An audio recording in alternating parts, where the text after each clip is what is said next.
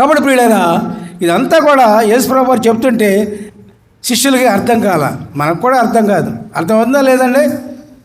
అర్థమవుతుందా అని చెప్పినాక అర్థమైందిలే, అర్థమవుతుందా ఏంటంటే అర్థంగా అయింది. శిష్యులు అడుగుతారు యేసుప్రభు వారిని. ఇది 11వ అధ్యాయము 37 వచనం చూడండి ఒకసారి.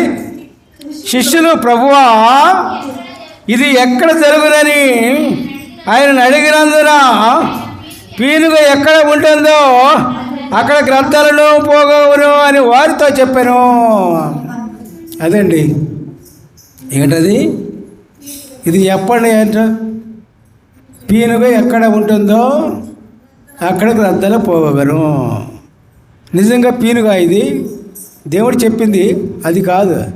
ప్రతిదీ కూడా ఉదాహరణ పరంగా దేవుడు చెప్తారు. ప్రసంగాలన్నీ కూడా దేవుడు ఒక ఉదాహరణ పరంగా పరలోక రాజ్య విషయాల్ని భూలోక విషయాలతో పోల్చుతూ చెప్తారు. ఆయన పీనుగ ఎక్కడ ఉంటుందో అక్కడ గ్రంథాలు పోగను అంటే ఏంటి చెప్పండి, మీరు చెప్పండి. అబ్బో, మీరు ట్రైనింగ్ అయిపోయారు, మీరందరూ సేవకులే. దేవునికి స్తోత్రం చేయండి. Hallelujah, praise the lord. Very good, very good, very good. దేవునికి నేను సంతోషిస్తున్నా. దేవునికి స్తోత్రం. Hallelujah, praise the lord. పీనుగ ఎక్కడ ఉంటుందో అక్కడ గ్రంథాలు పోగను అంటే పాపము ఎక్కడ ఉంటుందో అక్కడ పతనము సంభవించును. హల్లెలూయా, ప్రైజ్ ది లార్డ్. నోవహు జలప్రళయంలో ఏముంది? అక్కడ పాపం ఉంది, అందుకే పతనం వచ్చింది.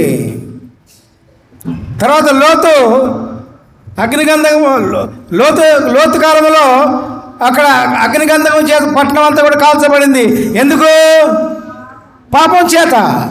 అట్లాగే మరి పాపం ఎక్కడ ఉందో ఈ పతనాలన్నీ జరుగుతాయి పిల్లారా.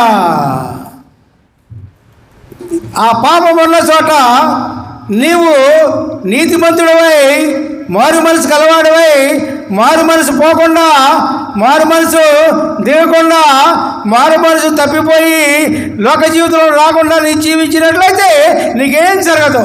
హల్లెలూయా, ప్రైజ్ ది లార్డ్. మారు మనసు దిగిపోకుండా, మారు మనసు నుంచి బయటకు రాకుండా, మారు మనసు నుంచి లోకంలోనికి రాకుండా జీవించినప్పుడు నీకు ఏమన్నా పెద్ద అపాయం జరిగితే నన్ను అడగండి, మనం ప్రార్థన చేద్దాం, దేవుడిని అడుగుదాం, దేవుడిని తీస్తాం. దేవునికి స్తోత్రం. Hallelujah, praise the lord. కాబట్టి ప్రియులారా, మరి మారు మనసు నుంచి కిందకి దిగకూడదు.